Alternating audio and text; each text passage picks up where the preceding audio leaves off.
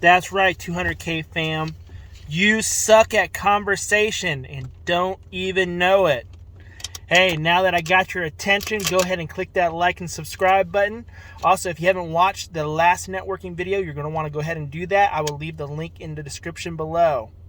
But this is very true for a lot of you guys out there. You guys think that you're great conversationalists, and in fact, you actually suck at it. You use conversations to talk all about you. You know what? Most people don't care about you. There's a great quote that says, I spent the first 30 years of my life worrying what people thought about me. I spent the next 30 years of my life not caring what people thought about me. And I spent the last 30 years of my life realizing that nobody was thinking about me to begin with. And you know what? Some of you guys are just like that. You guys think that people care about you so much, they just want to hear all about you. And you don't know how to have a conversation.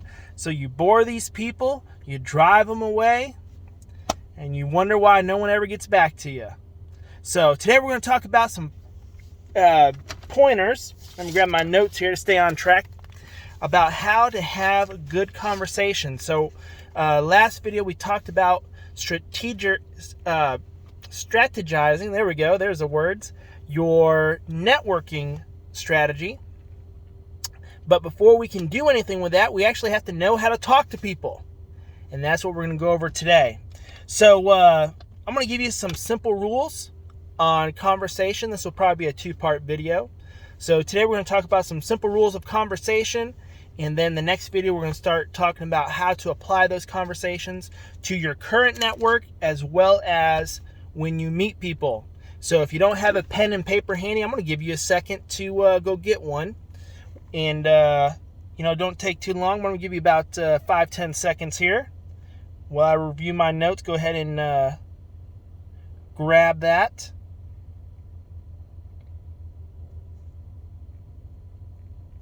All right, so simple rules for conversation.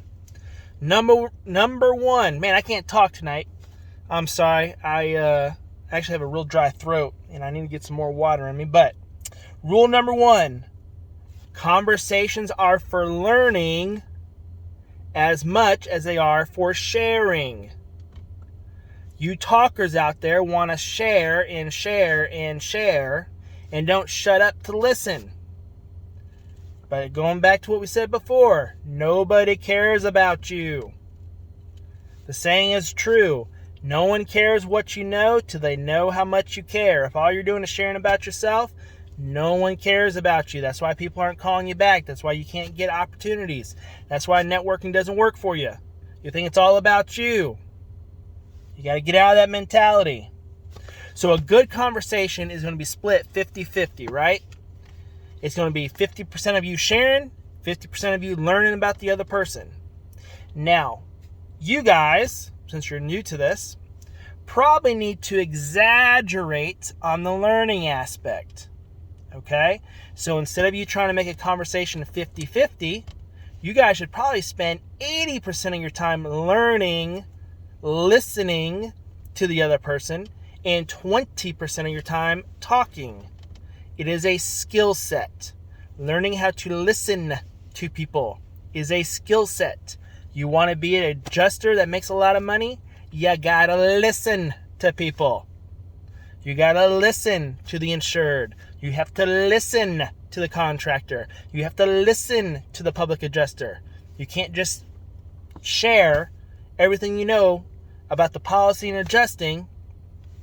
Otherwise, you're going to blow them out and you're going to have a hard time coming up to agreements when you have to negotiate prices and stuff. So you have to listen. 80% of your time should be focused on listening. 20% of your time should be focused on sharing to start out. You want to get to the point where it's split 50-50. Number 2, you want to end conversations before the other person is ready to leave. Pause for effect.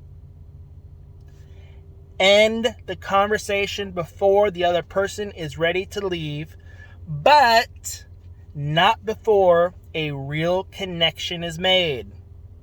So you don't just want to end the conversation, otherwise you just rushed them. But after a connection is made, you want to get in the habit of learning how to end a conversation before the other person's ready for the conversation to end. The reason being is that makes them want to talk to you next time. Isn't that awesome? So end the conversation before the other person is ready for it to end, not after they're ready for it to end. Otherwise, they won't want to speak to you again. You need to write that down. Number 3, connections are made through the sharing of commonalities. You have to find what you have in common with the other person. I have a great story of a friend of mine whose mom, he's a very successful businessman, but he was sharing the story about how his mom asked him who he thought his best friend was in life. And so he gave this name out, and it shocked his mom. And his mom said, well, I thought you would pick so-and-so. And he thought about it, and he said, no, the reason being is because this person and I are in the same business together. Our wives are friends. Our kids are friends. We go to the same church. We're part of the same groups. He listed off like 8 or 9 commonalities with this other person. And he said, that's what determine who I think my best friend is these commonalities. You guys need to quit trying to share everything about you, first up, and you need to start looking for commonalities. The more things you have in common, the more likely that relationship's going to blossom into something beneficial for you both. Now, as we talked about before, networking is what you do for the other person, not just what you do for yourself. This is a selfless action. You got it? Selflessness. By the way, the best talk shows are not the talk shows with the best interviewers, but the best talk shows with the best researchers.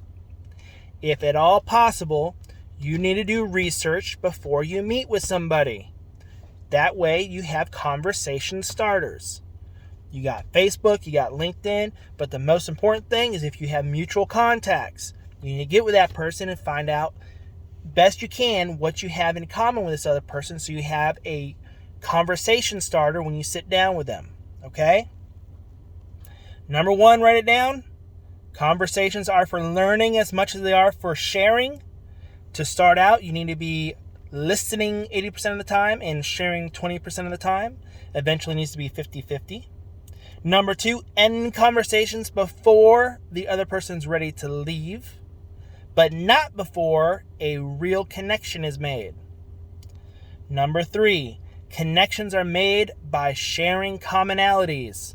So you need to know, research, or learn how to ask in order to find out what the other person's commonalities are with you. Okay? And this is the last one, number 4. Write this down. He that asks the questions controls the conversation. He that asks the question controls the conversation. Do you know what I mean? Right? Shaking your head yes. You're giving the person the answer while you're asking the questions. You don't want to ask open or closed-ended questions. You want to ask open-ended questions to get that person to talk. Okay? Now, the next video, we're going to go into details about this, on how to do this. If you can learn how to be a professional at asking questions, you're going to find that dealing with PAs are going to be easy. You're going to find dealing with contractors is going to be easy. You're going to find dealing with insureds are going to be easy. You're going to find out how networking is going to be easy. But you have to become the professional at asking the questions. He that asks the questions controls the conversation. You need to stay in control. So those are our 4 tips. Again, if you have not gone and seen the previous networking video, you need to go ahead and do that. I will leave a link in the description below. In our next talk, we will talk about how to start practicing this. Go ahead, like and subscribe before you head out of here. And with that, we'll see you next time.